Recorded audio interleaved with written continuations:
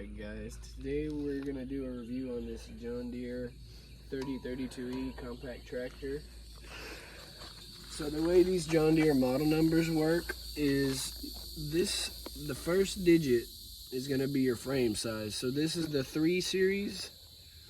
John Deere goes from 1 all the way up to the 9 series. So this is the 3 series. It's under the compact tractor category.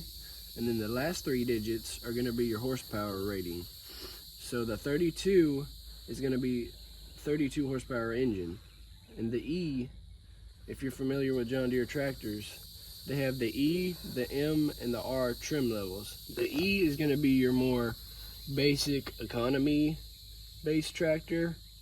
The M is going to be your more, mid-spec tractor with some features, but not all of the creature comforts. And then of course the R is going to be your premium trim level with all the deluxe features like cruise control and stuff like that.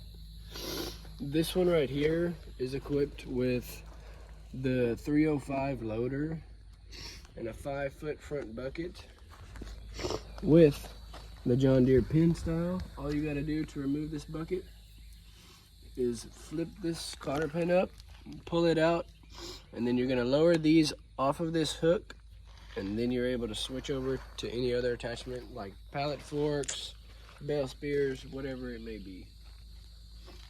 As we move to the back, you'll notice this one is equipped with a quick hitch. What this does is it has these bushings. You're going to lift up on this handle, and this piece of flat metal is going to slide back, and you should just be able to drop the hitch down and already be unhooked completely from your attachment. If you look over here, this is going to be your PTO shaft, your PTO connector point, so you can hook up a shredder, a grooming mower, a tiller, whatever that may be, for those back attachments. And then as we move to the operator station, this one is going to be outfitted with the hydrostatic transmission. So this pedal right here is not a clutch pedal. This is going to be your brake pedal, and those two over there, you can see with the directional arrows, are going to be your forward and backwards pedals. So there's no gears on this transmission. All there is a neutral, a low gear, and a high gear. And then you can change direction as needed with those front pedals. And then of course right here is going to be your blinkers, your turn signals. You just flip those back and forth. Here's going to be your diesel fuel fill right on top of the hood with your sight gauge. And then on the instrument cluster, you're going to have your tachometer with your RPMs. You can see with the 540 RPMs for your rear implement, like a bush hog or a grooming mower, whatever that may be. So that right there is the speed you need to be running those at for the maximum horsepower. That right there is going to be your coolant light. So if that comes on, you need to add more coolant or service, check into that. This is going to be your PTO engagement light. So this light is going to be on whenever you have the PTO engaged. That's going to be your battery voltage light. So if the voltage on your battery is low, that light is going to light up. Over here is going to be your hazard lights and your working lights. So you can see the hazards come up on the screen right there. And then of course you're not going to be able to see them at this time of day, but it also has lights on the front of the hood right here through this grill. There's going to be 2 halogen lights for you. So if we move over here, you're going to have your throttle lever. So this can help you fine-tune your throttle adjustment, whether you may be going through a bumpy hill and you need to be going slower, or just straight flat pasture and you can be going faster.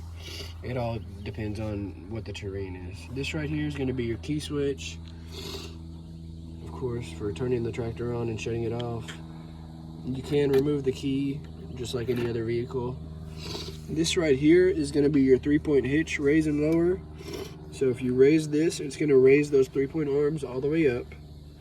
Of course, you got your seat belt. It clips onto this other side right over there. This is going to be for your seat adjustment. Over here is going to be your 4-wheel drive selector. So when it's raised up like this, it's going to be in 4-wheel drive. If you want it in 2-wheel drive, you're just going to push that lever down. Over here is going to be your parking brake.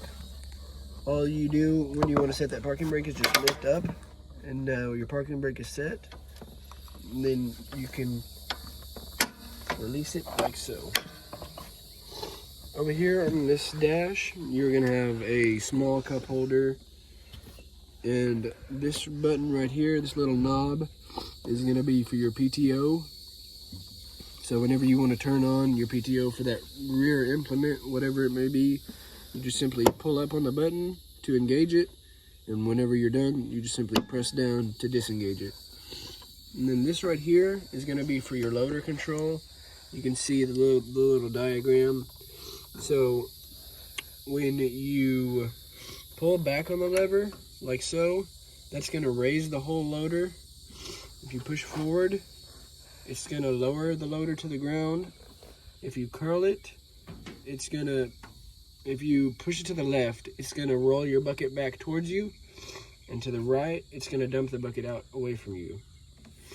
So for a little demonstration real quick, I'm going to start the tractor up.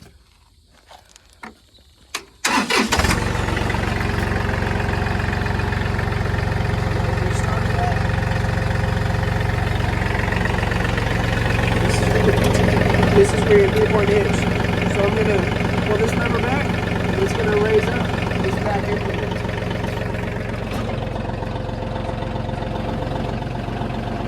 You can fine tune it to whatever depth you need, and it's going to stay there. Then, in this loader, I'm going to pull back.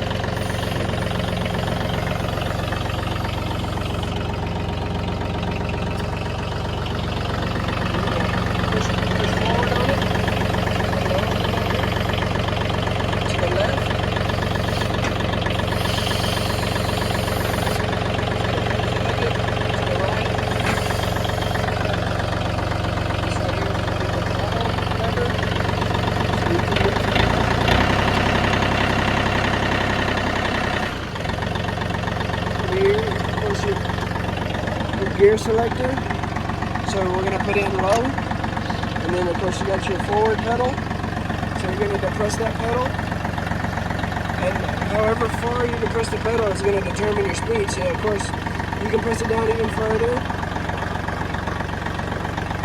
and then to go in reverse you just simply press that pedal backwards.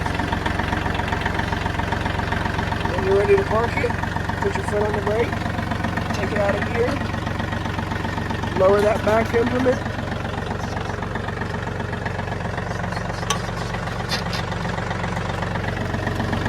Lower the front loader to the ground.